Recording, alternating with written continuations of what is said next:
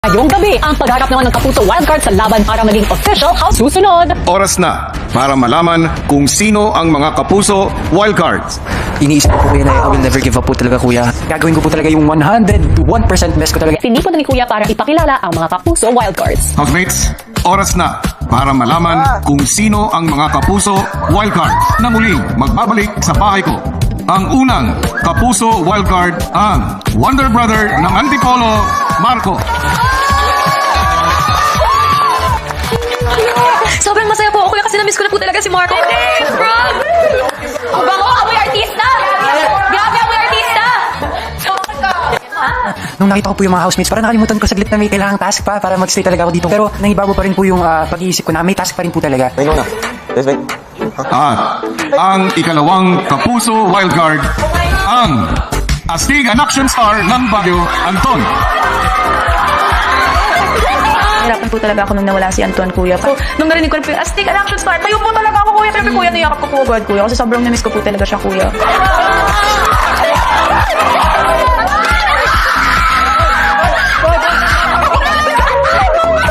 Sobrang saya po talaga sa feeling ko kuya nung nakita ko po si... Anton at Marco, ang inyong hamon ay magsisimula ko. Gagawin ko po talaga yung 101% best ko talaga kuya. Like, parang sobrang focus po talaga ako.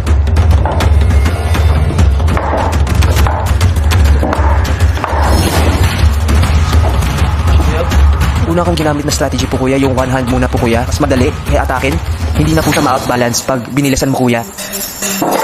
Pareho mang porsigido, kitang hirap ang dalawa. Nung nahirapan po ako sa task, saan po yun? Yung pag-balance po kuya. Yung pag-balance po talaga ng blocks.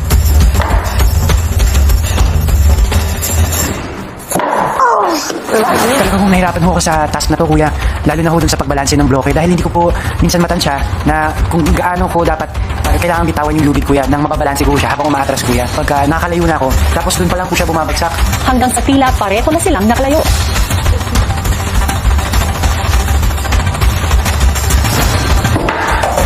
Kaya nga ba bumabagsak po yung blocks po kuya, iniisip ko po kuya na I will never give up po talaga kuya.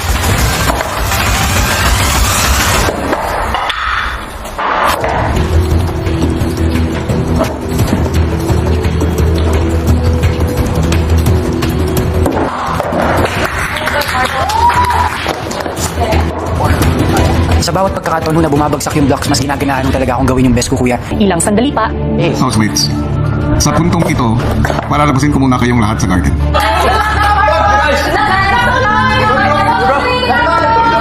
Go brother, let's go hard. makalipas ang 30 minuto, wala pa rin nakakapagpalipat ng blocks.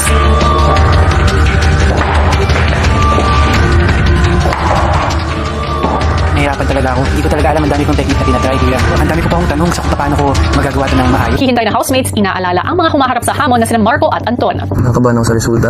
Kahit kasi sino sa kanila masaya, malungkot. Kahit sino. Madadagdagan na talaga kami boys. Samantala, sa loob ng bahay, si Anton unti-unti nang nakakalayo habang nagbabalanse kumpara sa nababagsak agad ng tore na si Marco. Yung pag-balance po talaga ng blocks. Habang tumatagal po kuya, yes, nagigets mo yung momentum. Pero pagkuha rin po ng letters, yun po talaga yung pinakamahirap. Hanggang sa umabot na sa 1 oras pero wala pa rin nakakapaglipat sa kanila ng letter blocks. Ilang sandali pa, isang anunsyo ang ibinigay ni Kuya. Papayag ako na panoorin ninyo ang mga gumagawa ng task, pero 4 lang ang pwede pumasok. Hindi na po ako tumanggi kung sinabi po nila na ako na po yung isa manood. Kasi miss na miss ko po talaga si Marco and Anton. Knowing nga isa lang po sa kanila yung magsistay kuya. Nung nandun na po kami para po manood, dinilantay ko po talaga i-cheer po silang pareho kasi kapag ganun po tagal na po nilang ginagawa, parang nakaka-frustrate na rin po yun na wala pa rin nagtatagumpay po na makapaglipat po natin. Kaya mo yan, Ton. Nga lang. Kaya mo yan! 30 minuto mo rin lumipas at si Anton muli na namang nakakausad. Yun po talaga pumapasok sa isip ko po paglabas ko ng garden. Gusto ko po marinig yung mga sigaw po ng housemates. Super worth it. I will give this a chance and I will not give up po talaga kuya.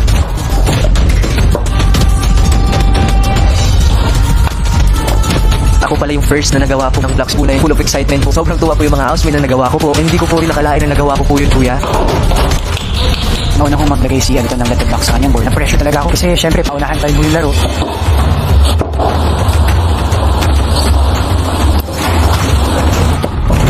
May mga times na sunod-sunod kung bumabagsak talaga yung bloke. Nahirapan ko talaga ako. Dun po talaga sa pagbalansin ng bloke. Lord Jesus. May slight, medyo panghinaan mo ako ng loob. Hindi ko hinahayaang ma-overpower ng panghihina ko ng loob yung pinaglalaban ko kuya at yung will ko to do the task. Naging competitive po ako that time, kaya nabilisan ko po. Nagawa ko naman kanina, bakit hindi ko pa nagawa ngayon? Paulit-ulit na po. Go. Maya-maya, si Marco naman ang nakagawang makausad habang nagbabalanse. I was so determined po talaga to go back here. May gusto pa akong patunayan sa sarili ko. Ayokong biguin lahat ng sumuporta sa akin at ayokong biguin yung sarili ko na hahayaan kong sa pamamagitan lang ng task na yun panghinaan ako ng loob.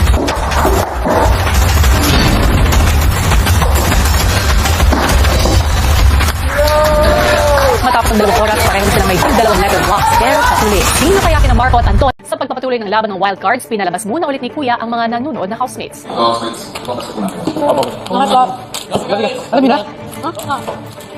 Happy for you, Marco. Happy for you. Super happy for you. Happy birthday, Ashley. Sina Anton at Marco, ramdam pa rin ang hirap ng hamon. Yung dalawa pala sila. Oh, like dalawang letters. Anyone's game. It's anyone's game. Hirap. Pag tumatagal po kuya, sumasakit po talaga yung arm ko. Napapagod na po. Pero sinasabi ko sa sarili ko na galingan mo pa. Galingan pa natin. Kung muling nabagsakan si Anton, si Marco patuloy pa rin na umusad. Asan bro? Kahit na ano dun ho yung pressure, tinitake ko talaga yung time ko para dahan-dahan kong makuha yung mga letra.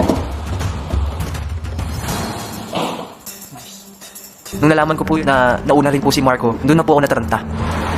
Konti lang. Patagal mas tinatry ko talagang maging kalmado. Kasi alam ko kung sa pamamagitan ng pagiging kalmado is magagawa ko po siya mabalance ang hindi ko nanginginig kuya. Uy! Sorry par. Dito na lang ako. Sorry talaga. Hindi ko po sinasadya po talaga yun kuya na nataranta na rin po ako kuya. Hinintay ko po muna siya kuya, patuyuin yung blocks niya po kuya. Nag-stop po ako kuya. Binigyan ko po siya ng chance, kumuha rin po ng momentum po kuya. Mas nangingibabaw naman ho sa akin yung friendship ko with Anton. Alam ko naman kung hindi niya ho talaga yung sinasadya. Habang hirap pa rin makakuha ng letter block si Anton, si Marco may bagong diskarte.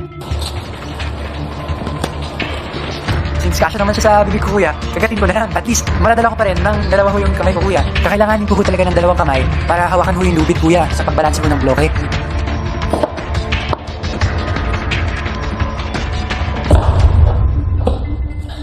Nice Marco, nice. Kinakabahan po kuya na ayan na si Marco. Tatapusin niya na ata to. Pero gagawin ko talaga po yung best ko para matapos rin po kuya. Nag-focus po talaga ako kuya sa blocks ko at wala na po ako iinit na iba para matayo po yun at makuha ko po yung mga letters.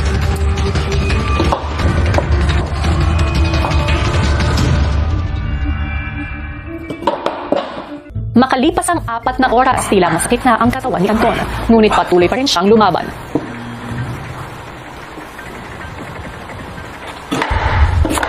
Sumasakit na po talaga yung likod ko po kuya kahit anong gawin ko. And andun rin po yung kaba, yung pagiging anong gagawin ko, nauna na siya, paano ako.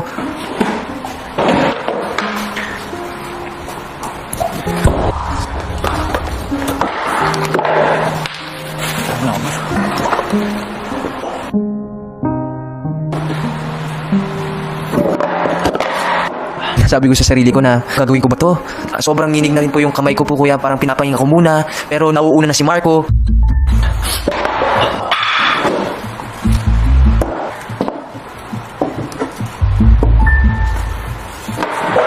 Kung hirap nang makausad si Anton, si Marco tila nakuha na ang tamang diskarte at sunod-sunod lang nakapaglipat ng blocks. Lalo ho akong ginaganahan kuya, lalo hong lumalakas yung loob ko kuya. At yung tiwala ko sa sarili ko kuya, tumataas talaga. Hanggang sa mailagay na ni Marco ang huling blocks. This one, bro. Bro, I love you, bro. Love you, man. You can do this, bro. Redemption arc, bro. Redemption arc, man. Si Marco tila nahirapang buuin ang tamang mga salita. No, shucks. Hey, man.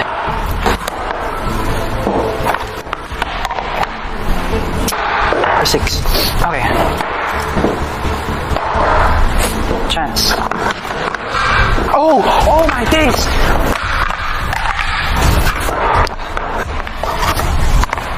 Kuya! Where the second chance? Marco, binabati kita. Ikaw ay muling official housemate ng bahay ko. Sobrang tuwang-tuwa lang talaga ako, kuya. Nawala ko lahat ng iniisip ko, ng ini-stress ko, kuya. Ito na yun. Ito na yung pagkakataon ko, kuya. Nasa kamay ko na yung pagkakataon para maging housemate na, kuya. Ito na yung plot twist ko ng 2026. Kuya, ito na talaga yung pinagdadasal ko, kuya.